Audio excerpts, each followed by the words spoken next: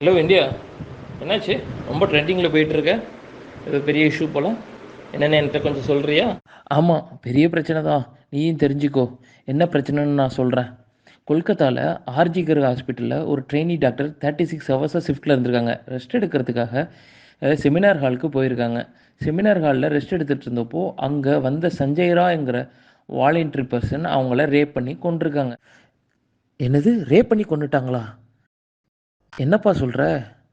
கேமராலாம் இல்லையா? செக்யூரிட்டி இல்லையா? என்ன நடந்துச்சு? ஆமாம்பா, அந்த அளவுக்கு செக்யூரிட்டி, கேமராஸ் இல்லாதனால தான் இந்த அளவுக்கு துணிஞ்சு பண்ணியிருக்காங்க. அதுவும் இல்லாம எப்படி இவங்க ஃபைன் பண்ணாங்கன்னு நான் சொல்றேன். அதையும் கேளேன். அந்த பையன் வந்து உள்ள என்ட்ரு ஆவறப்ப காதுல இயர்பட்ஸ் வச்சிருந்திருக்கான். அந்த இயர்பட்ஸ ரேப் பண்ண இடத்திலேயே விட்டுட்டு வந்திருக்கான். இத பேஸ் பண்ணி தான் இப்போ ஐடென்டிஃபை பண்ணியிருக்காங்க. இவர் தான் குற்றவாளின்னு. ஓ! கேட்கவே ரொம்ப கஷ்டமா இருக்குப்பா. கவர்மெண்ட் இதுக்கு என்ன ஆக்ஷன் எடுத்தாங்க?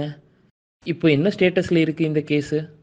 மக்கள் இப்போ ஹெவியாக ப்ரொட்டஸ்ட் பண்ணதும் கவர்மெண்ட் வந்து குற்றவாளிக்கு கடுமையான தண்டனை விதிப்பேன்னு சொல்லி அறிவிச்சிருக்காங்க. இது மட்டும் இல்லாமல் பிற கட்சிகள் எல்லாம் சேர்ந்து இந்த கேஸை சிபிஐக்கு மாற்றணும், மோர் இன்வெஸ்டிகேஷன் நீடட் அப்படின்னு சொல்லியிருக்காங்க.